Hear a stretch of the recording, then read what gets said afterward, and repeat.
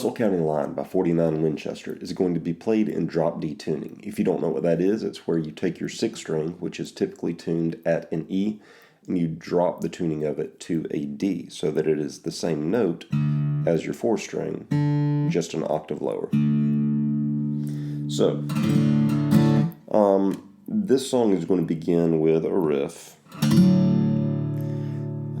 And there are a couple different ways that you could maybe play this in a way that your finger positioning is more comfortable, but the way that it looks like this is getting played based off of videos that I've seen is that your first and your ring fingers kind of remain in D position, and you're moving with your first and pinky, making most of the riff happen. So put your first finger on the 3-string 2 fret, your ring finger on the 2-string 3 fret, and then go ahead and reach your pinky and stretch it down to the 4-string 4 fret.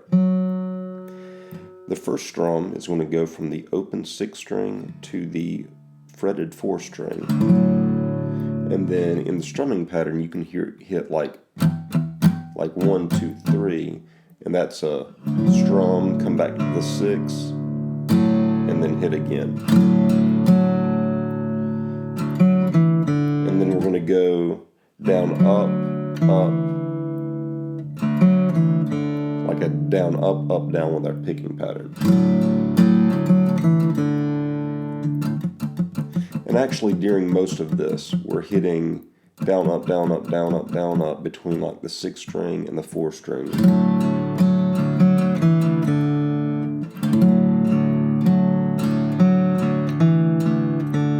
So that walk down is moving from the pinky on the 4-string 4 fret to the first finger, move it down to the 4-string 2 fret, and then open the 4th string. So you've got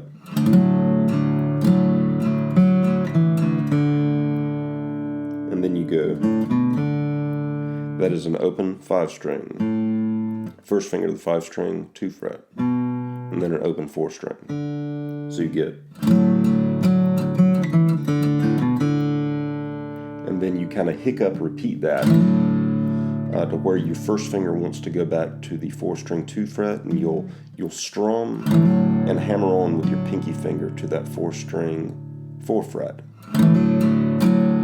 with your ring finger still the whole time being in this D position.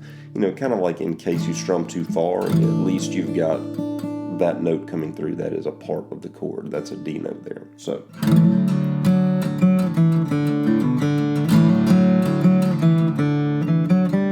that's the second part of it.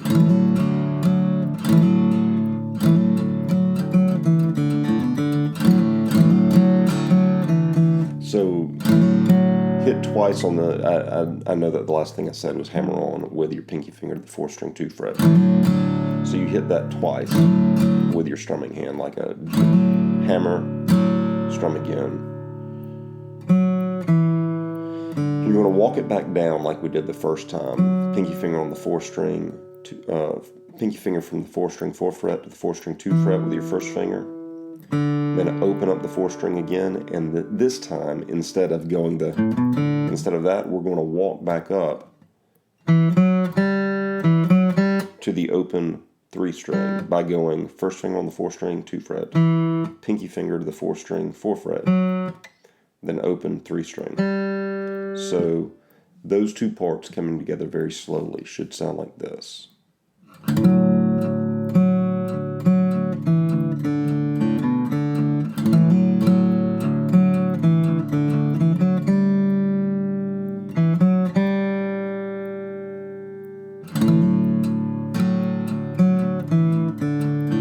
And as I'm playing it slow, it reminds me of some Death Cab for Cutie song that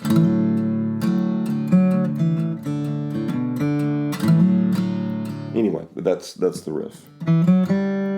After you hit that open 3-string, you're going to pull into a G chord. Now, since we're in drop D positioning, our G chord doesn't look like this because this string is 2 frets lower than what it usually is. So you can hear a ring finger probably start around the 6-string 3 fret, strike it, and immediately slide it up to the 6-string 5 fret. Let your ring finger just kind of mute out the 5 string for right now. You want the 4 string to ring, you want the 3 string to ring, you want your first finger to pull back to the 2 string 3 fret. So you hear like a down, down, down, down, up, down sort of feel. And then, I was saying let the ring finger block out the 5 string. During the second half of the strumming of a G chord, you definitely want for your ring finger to move up off of that 5 string, because your second finger will have to go down on the 5 string 4 fret so that you can hit that note, and then your pinky finger would go down on the 5 string 5 fret to hit that note, because inside of the G chord you're hearing that sort of thing happen. So you hear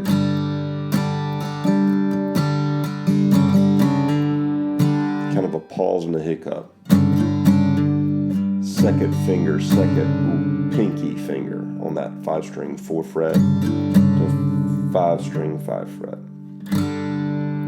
Strumming pattern on this gets a little tricky, and so I'll probably fail at really describing what the strumming pattern is doing, because there's a lot of kind of random up hits that are happening.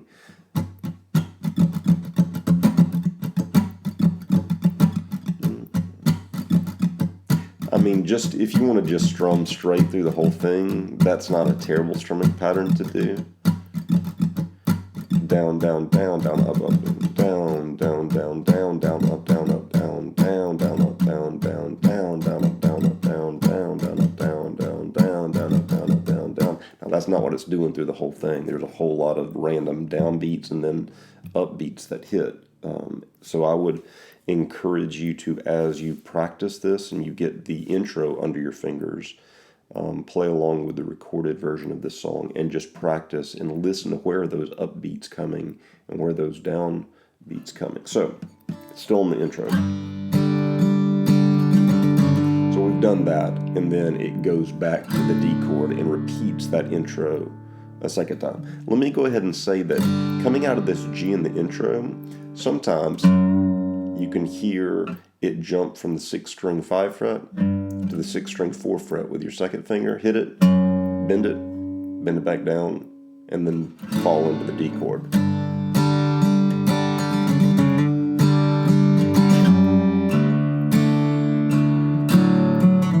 So whenever you come out of this G chord and hit that D chord, you hit it once on the low string, or you just strum the whole thing if you want to, but for the second hit, your pinky has to be ready to go down on that 4 string 4 fret again, because you're going right back into that riff.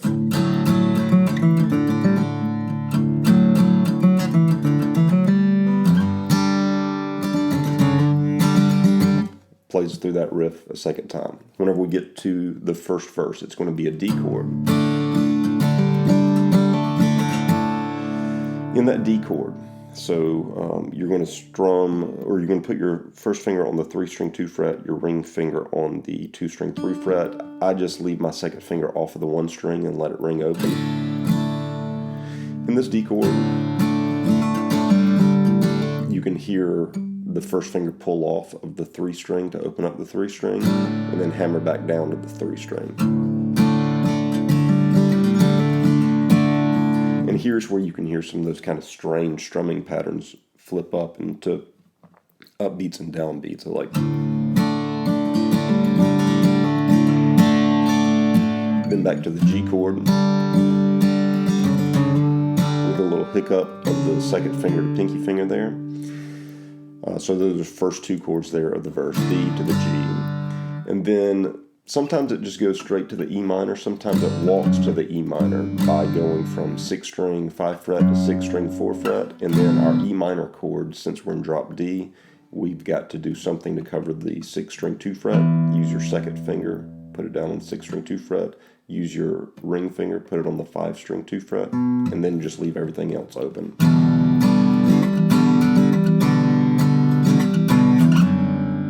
Then it pulls back up to the G. So out of the E minor, I just hit the 6th string and pull my second finger up to the 6th string 4th fret, and then ring finger down to the 6th string 5th fret, while simultaneously pulling my first finger back into this G position. Hammer on thing again. Second verse, D to the G, E minor, walk back up to the G. 2, 3, 4. Chorus is going to be a D chord. So like down, down, down, down, up, up, down, down, down. That's a good strumming pattern here on the chorus.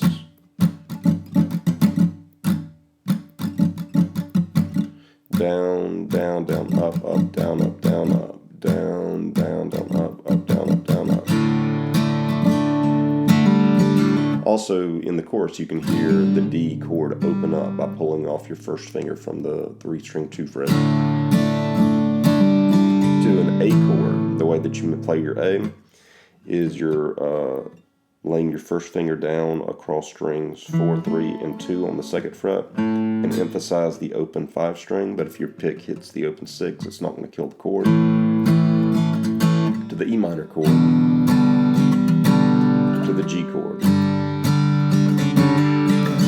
D, A, E minor, G chord. And you can hear that sometimes I pull up to walk back up to the G chord. And then back into the main riff.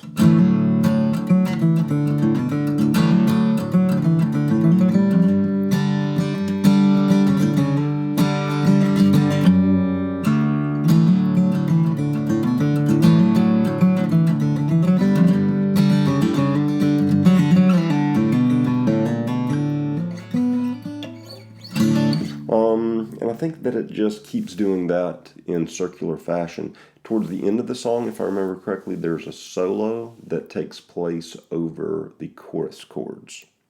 So those are the chords and the movements to Russell County Line by 49 Winchester. Hopefully this gives you an idea of how to approach the song.